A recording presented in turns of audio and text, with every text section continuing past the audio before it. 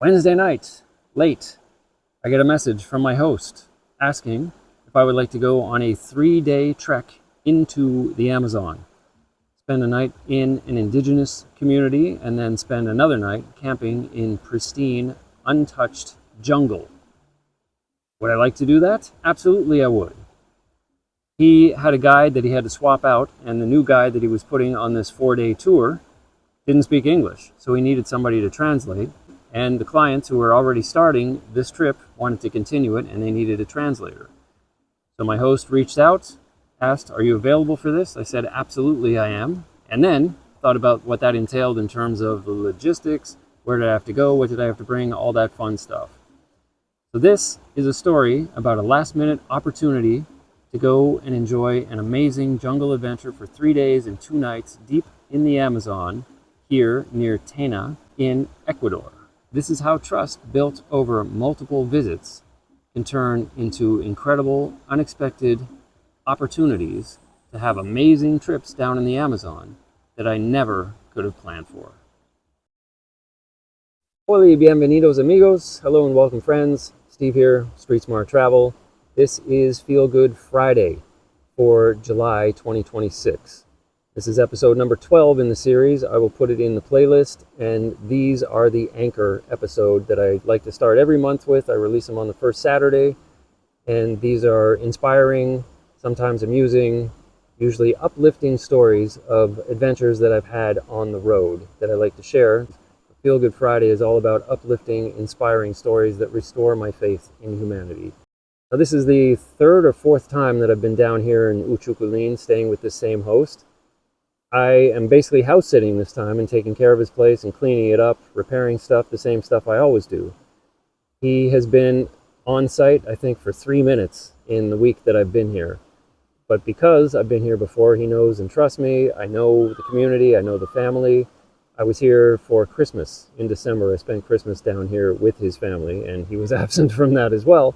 But we had a great time. It was one of the best Christmases that I've ever had. I'll leave a link to that episode in the description as well if you want to check that one out. I got a message late Wednesday night about doing this 3-day trek into the jungle and thought, yep, I can just pack an overnight bag. He said bring boots and a hammock and obviously bug spray and a wide-brimmed hat and just anything that you would need for the jungle into a day pack, and away I went. And again, when those opportunities come up, I jump all over them. I figure out, I commit to doing them, and then I figure out, what do I have to do? What did I just commit to? And what is it I need to do to make this happen? And every time, the best stories and the best experiences that I have on the road are when I don't have any plans. I didn't see this opportunity coming. It came totally out of left field, totally unexpected. And because I had no expectations around it, it ended up being one of the highlights, certainly of this year, and of the almost 4 years that I've spent down here in Ecuador. All that to say that if you keep yourself open and if you're available for opportunities like this, they will show up. And when they do, take advantage of them every time you can.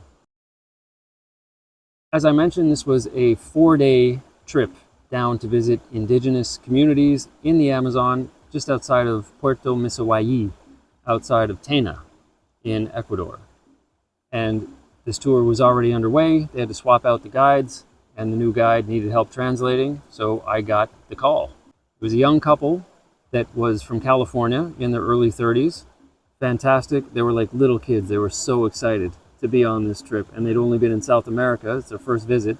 I think this was their 3rd or 4th day, so they were super looking forward to it. They brought all their own camping gear. Like, these guys came prepared. They knew exactly what they wanted, and they were not disappointed.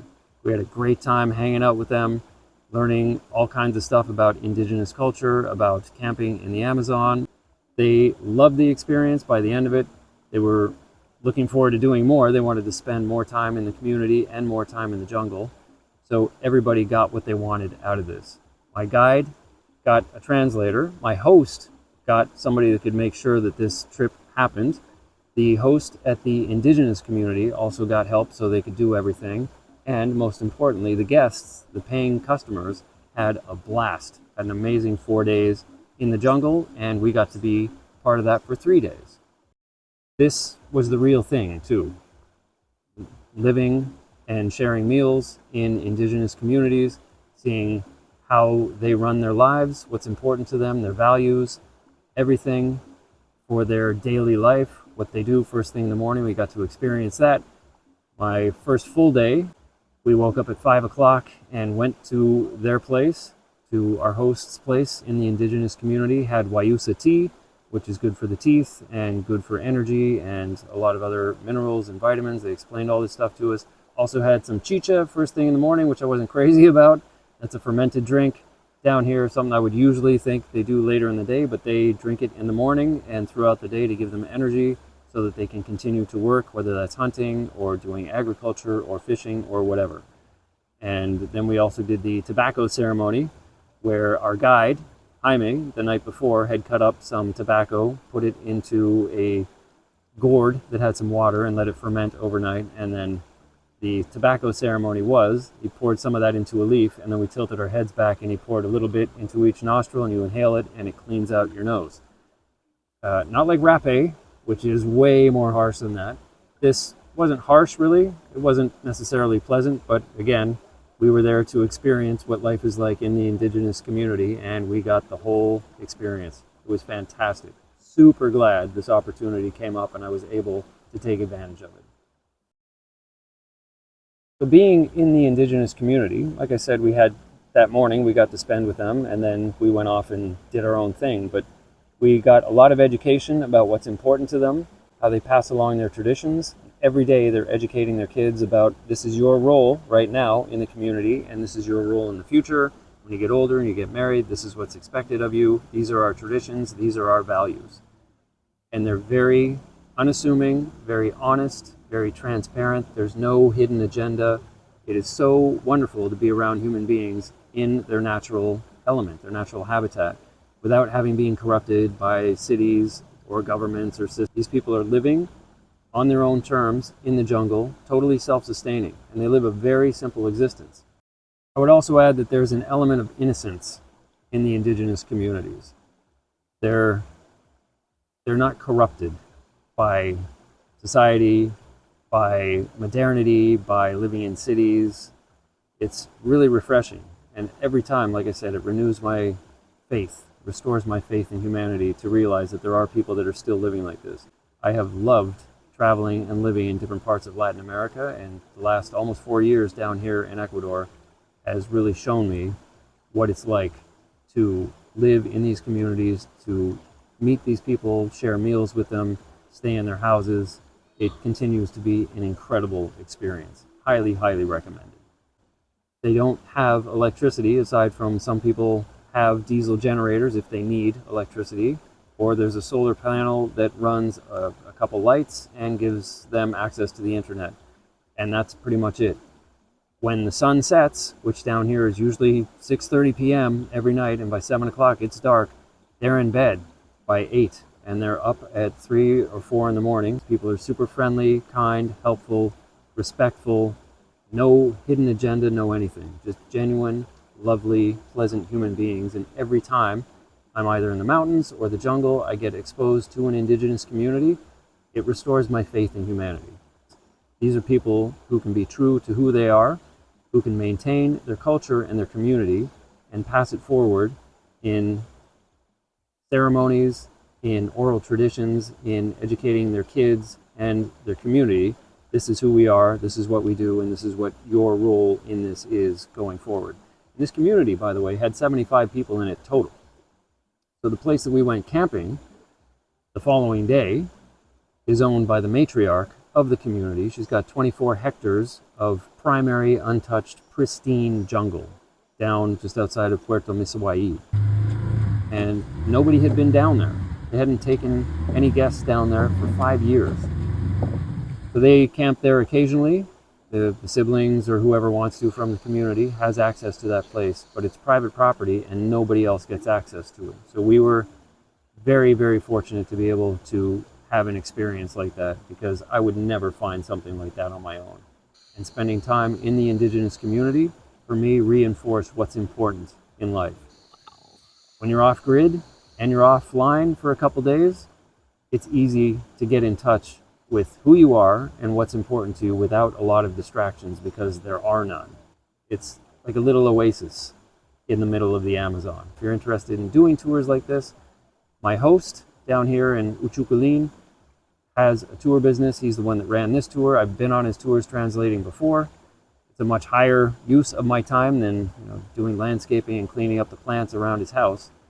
And I will leave his contact information in the description below if you happen to find yourself in Ecuador, in Tena, and you want to do an authentic jungle experience. He's got some great tours and does great work. Now, I didn't plan any of this. There's no way I could have planned any of this. What I did is I built trust and relationships over time and happened to be in a place where I was open to doing something like this, and the opportunity presented itself, and I leapt at it. So glad that I did. It's not like this stuff happens to me every day. Right? This is maybe the second or third time I've been able to do this kind of work on a tour in over 3 years. So if I was only traveling for a few months or up to a year, I probably wouldn't have this kind of experience at all. But I'm finding the more time I spend on the road, the more these experiences tend to compound and the more these opportunities tend to show up, because the trust builds with every interaction. Every time I'm volunteering for a host and it ends well and they invite me back, say you're welcome here anytime, and more hosts keep telling me that, I take them up on it, and I'm on my victory lap this year down here in Ecuador, visiting some of my favorite hosts that I've met over the last 3 years. This happened because I've showed up before, we built trust, we established a relationship, and he knew he could count on me when he needed something for his business. I've got this styling bachelor pad all to myself, no other volunteers, and nobody's living in the house, but his family is always around, and if I need something for my host, also very easy. So it's a really good arrangement, and everything worked out perfectly. That's kind of the whole philosophy in one story. I show up looking to serve the hosts.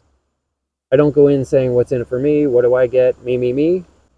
But because I'm in my mid-50s, and by the way, I was the oldest person on this hike, they actually gave me a walking stick, which I didn't really need, but it did make things easier. So I'm 55. Our guide, Jaime, 51, and Franklin is 44, the indigenous community leader that we stayed with. And then the guests were in their 30s.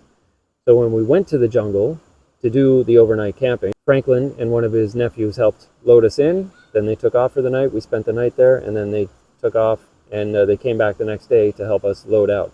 And that was a hot 2-hour trek each way. It had rained in the morning. It had rained the day before, so it was muddy and gross, but we got the full Amazon experience, and that made it that much more authentic. I was very grateful to be able to take part in this. The guests were also very grateful and very happy, and it was good to see. That was the whole point. Do everything we can to make sure that these people have a great experience on their maiden voyage to South America. And we exchange numbers, so as they're traveling through Ecuador, I can give them tips. Hey, watch out for this, or if you're in this place, do this tour. When you go to Peru, look out for this. And they've got a month, and they've got some really big plans. Like, they're super organized, and they're going to have the best time because they took the time to figure out what they wanted to do, to plan it out. And yes, reality will be making some changes along the way, I'm sure, but they're going to have a fantastic trip down here, and I'm sure they're going to be back down for future visits as well. Look forward to hearing about their adventures and to helping them out any way I can. I've been down here almost 4 years. I don't know everything, but I know a lot of things, and I'm happy to help out people that are down here traveling. If I can throw them a bone and say, yeah, do this, it'll save you a lot of trouble, do that, it'll make your trip that much better, totally happy to do it. So because I look to serve in the first place as opposed to what's in it for me, a lot of that ends up coming back to me. I get invited back to different opportunities, different volunteer gigs. And a lot of it is word of mouth. Oh, there's this guy, he's a volunteer, he's a really cool guy, he's got these skills, he can do these things, this is what he did for us, it was really helpful, he can help you out too. And then people reach out to me because of that. So if you're an older person, like I'm in my 50s, and you're wanting to retire and you're looking, I kind of want to travel, but I also want to have something to do with my time, check out volunteering. You don't have to do it on the road. You could do it wherever you are. But you would be amazed at some of the opportunities that show up and how the good that you put out into the world ends up returning back to you many times over. This is Feel Good Friday for July 2026 with the Amazon Adventure 3-day trek 2 nights, 1 night camping, sleeping in a hammock in the jungle with no mosquito net, which I've never done before. Ended up being a fantastic experience. I don't like camping, but this was definitely something I'm super glad that I did. If, like I said, you're interested in these kinds of tours, I'll leave the contact information for my host down here for his tour business in Tana. Thank you for stopping by. Any comments or questions, please hit me up. Happy trails. See you out on the road next week.